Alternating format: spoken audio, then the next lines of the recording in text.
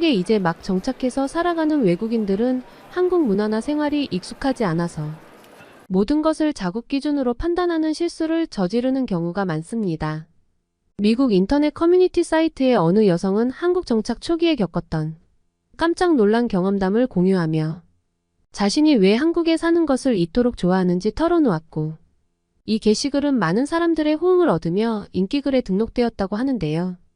과연 어떤 사연일까요? 지금 바로 시작합니다. 안녕하세요. 저는 한국에서 두 딸의 엄마로 지내고 있는 미국인 루시라고 합니다. 저는 이제 한국에서 산 지 4년째가 되었어요. 얼마 전에 두 돌을 넘긴 예쁜 두 딸을 키우고 있는 엄마랍니다. 하루하루 건강하게 크는 딸들을 보는 게 요즘 제 인생 최고의 행복이에요. 똑같이 생긴 애 둘이 잘 놀다가 티격태격 싸우는 모습을 보는 것도 얼마나 귀여운지 몰라요. 문득 제가 한국에 처음 와서 저지른 실수를 생각하니 피식 웃음이 나서 사연을 글로 써봅니다. 사실 제가 한국에 처음 왔을 때 어느 한 사건 때문에 한국에 괜히 왔다며 통곡한 적이 있었는데요. 지금 생각해보면 그때의 제가 너무 순진하고 한국에 대해서 전혀 아는 게 없었던 것 같은 행동이었어요. 남편은 심심하면 그때의 저를 지금까지도 놀리거든요. 그때 당시엔 저는 정말 심각한 문제라고 생각해서 매일 울고불고 난리였는데, 지나고 생각해보니 저도 그때의 제가 너무 웃겨서 사연을 공유해보려고 해요. 원래 남편과 저는 아이를 좋아해서 결혼하고 가능한 빨리 아이를 갖고 싶었어요. 그리고 여러 명을 낳고 싶었습니다. 그래서 임신을 준비했고 한 달 정도가 지나서 아기가 찾아왔습니다. 제가 생각했던 것보다도 훨씬 빨리 찾아와 준 아기였어요. 너무너무 행복했습니다. 그런데 기쁨도 잠시였어요. 아기는 금방 찾아와 주었지만 우리 곁에 오래 있어주지 않았습니다. 저희 부부에게 찾아온 첫 번째 천사는 심장 소리를 듣기도 전에 떠나버렸어요. 이유를 알 수는 없었어요. 의사 선생님은 임신 안정기가 되기 전에는 유산 가능성이 높다고 하셨습니다. 보통 4명 중에 1명꼴로 유산을 경험한다고 하셨어요. 제 잘못이 아니니 자책할 필요 없다고 말씀하셨습니다. 그래서 몸 회복하고 다시 임신을 시도하기로 했습니다. 두 번째 아기도 금방 찾아왔어요. 이번에는 정말 조심조심하면서 아기를 잘 지켜야지 생각했습니다. 보통 임신 안정기를 12주라고 하잖아요. 그런데 또 10주차가 되었을 때 아기의 심장이 갑자기 멈췄고 그렇게 두 번째 아기도 제 곁을 떠나버렸어요. 두 번이나 이런 일을 겪게 될 줄은 몰랐습니다. 두 번째 아기가 떠났을 때 저는 엉엉 소리내서 울었어요. 남편도 슬퍼했고요. 전부 다 제 잘못인 것만 같았어요. 분명 내가 뭔가 잘못해서 떠난 거라고 생각했었죠. 남편은 절대 그렇지 않다고 했지만 그 말도 제게는 들리지 않았습니다. 한동안 친정어머니께서 집에 오셔서 저를 돌봐주셨는데요. 어머니께서도 절대 제 잘못이 아니라고 해주셨어요. 임신이라는 게 원래 한치 앞을 알 수 없는 거라고요. 그렇지만 저는 절망이 빠졌습니다. 두 번이나 아기를 떠나보냈으니 트라우마도 강하게 생겼고요. 그렇게 슬픔에 빠져있을 무렵 마침 남편이 한국으로 3년 동안 파견을 가게 되었습니다. 남편이 일하던 회사가 한국에도 있었는데 파견 직원으로 선발이 된 거예요. 남편이 회사에서 일을 잘해서 성과가 뛰어났거든요. 남편 회사에서 한국으로의 파견은 대부분의 직원들이 원하는 것이어서 남편은 부러움을 한몸에 받았습니다. 저는 두 번의 유산을 겪고 우울함에 빠져 있었고, 남편이 저에게 한국 이야기를 했을 때 저는 곧바로 그러자고 대답했습니다. 두 번이나 슬픈 일을 겪어서 미국에 있고 싶지가 않았거든요. 슬픈 일을 많이 겪어서 아예 다른 곳으로 떠나서 조금이라도 잊어버리고 싶었습니다. 그리고 당분간은 아이 생각도 접었던 차였습니다. 저는 그렇게 남편과 한국으로 들어와 살게 되었어요. 오자마자 저는 일을 할 수 있는 곳을 찾기 시작했습니다. 남편은 아직 몸도 마음도 다 지쳐 있을 텐데 조금 쉬었다가 일을 구하라고 했지만 저는 일부러 일을 빨리 구했어요. 저는 한국 아이들에게 영어를 가르치는 원어민 강사 일을 하게 되었고 빠른 시간 내에 한국에 정착해 그동안 아픔은 잊고 평범하게 살고 싶었습니다. 한국에서의 생활은 꽤 만족스러웠어요. 모든 것이 편리했고 이상하리만큼 제 몸도 마음도 빠르게 회복되었습니다. 오히려 더 건강해진 기분이었죠. 그런 말이 있잖아요. 건강한 신체에 건강한 정신이 깃든다는 말이요. 제가 딱 그런 상황이었어요. 몸이 건강해지니 정신도 건강해졌고 매일을 힘차게 살았습니다. 그런데 어느 날 저희 부부에게 엄청난 일이 생겼어요. 최근 몸 상태가 이상한 것을 느낀 저는 남편과 함께 한국의 산부인과를 찾아갔는데 쌍둥이를 임신했다는 사실을 알게 된 것입니다. 병원에서는 검사 결과 아무런 이상이 없으며 아주 건강한 쌍둥이라고 말해줬고 의사는 저희 부부에게 임신을 축하한다는 말을 유창한 영어로 건넸습니다. 두 명의 아기가 제 뱃속에서 자라고 있다는 것을 알게 된 저희 부부는 마치 먼저 하늘나라로 보낸 두 명의 아기가 다시 제게 와준 것 같다며 서로 얼싸안고 기쁨을 나눴습니다. 잘 지켜내서 꼭 낳아야겠다는 생각을 했죠. 정말 기뻤지만 한편으로 저는 큰 걱정이 생겼어요. 한국에서 1억 원에 달하는 산부인과 비용을 어떻게 마련할지 고민이었거든요. 한국에도 미국 병원 입원비가 끔찍한 수준으로 높다는 사실은 알려져 있지만 각 진료 과목마다 차이가 있다는 사실은 모르는 분들이 더 많아요. 그 중에서 가장 심각한 분야가 바로 산부인과인데 실제 미국에서 아이 한 명을 출산하는 데 드는 비용이 3만 달러, 즉 3천만 원 정도 들고 이것도 싼 편이에요. 통계청에 따르면 미국에서 아이 한 명을 출산하는 비용이 3천만 원에서 6천만 원 사이라는 결과가 나올 정도랍니다. 그래도 비용은 비싸지만 아쉬운 대로 보험이라도 들면 총 비용의 30%의 금액 정도만 낼 수는 있지만 그 보험료도 무시 못하는 금액이긴 합니다. 그래서 미국에서 가정 형편이 여의치 않은 사람들의 경우에는 안타깝게도 멀쩡한 태아를 지우게 되는 매우 가슴 아픈 일이 일어나기도 해요.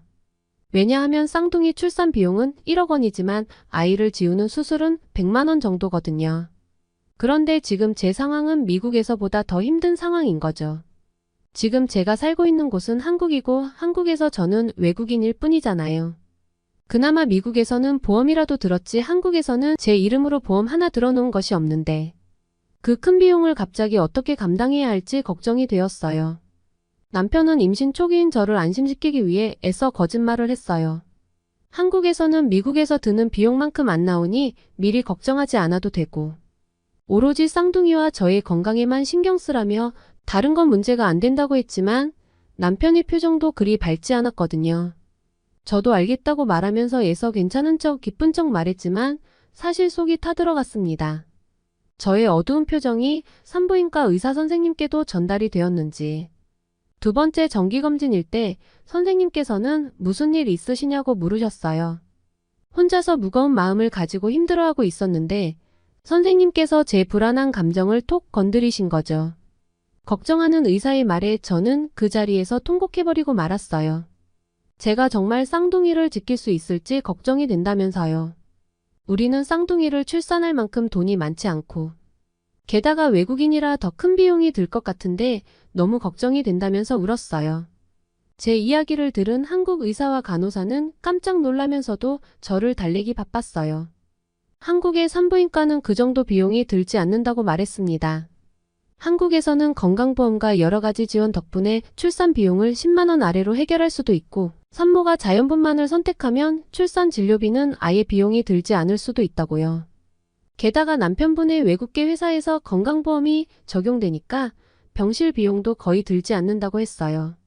이 얘기를 들은 저는 그게 말이 되냐면서 의심의 눈초리를 거두지 않았습니다. 그 정도로 돈이 들지 않는 건 거의 사기가 아니냐면서 말이죠. 그러자 한국 의사는 허어 웃으며 추가적인 설명을 해주셨어요.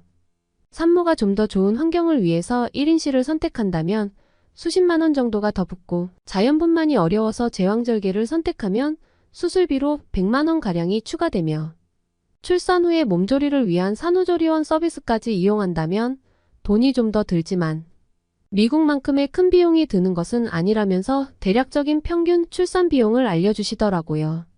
그제야 의사가 농담이 아닌 진실을 이야기하는 것을 알게 된 저는 출산을 포기하지 않아도 된다는 것을 깨닫고 이번에는 기쁨의 눈물을 흘리게 되었습니다. 그동안 감당할 수 없는 출산 비용이 걱정되어 마음을 졸이느라 잠도 제대로 못 잤거든요. 하지만 이렇게 의사 선생님이 안심할 수 있게 도와주시고 또한 이런 나라에서는 안심하고 출산할 수 있을 것 같은 생각이 들어서 너무 행복했습니다. 가벼운 마음으로 병원을 나서면서 저는 남편에게 이 기쁜 소식을 전하려고 전화했고 신나게 설명했어요. 그랬더니 남편의 반응이 싸늘한 거예요. 그러더니 이내 폭소를 하더군요. 설마 지금까지 그걸 걱정한 거냐고 하면서 말이죠.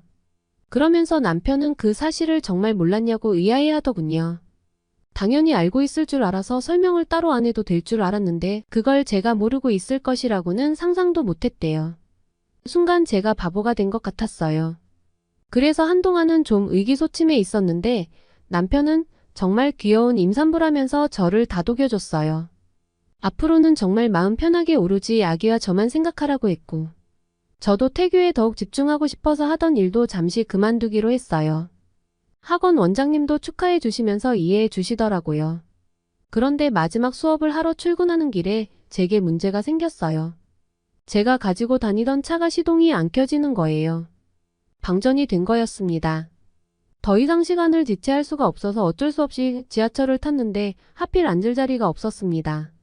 심지어 임산부 전용 좌석도 이미 꽉 차 있더라고요.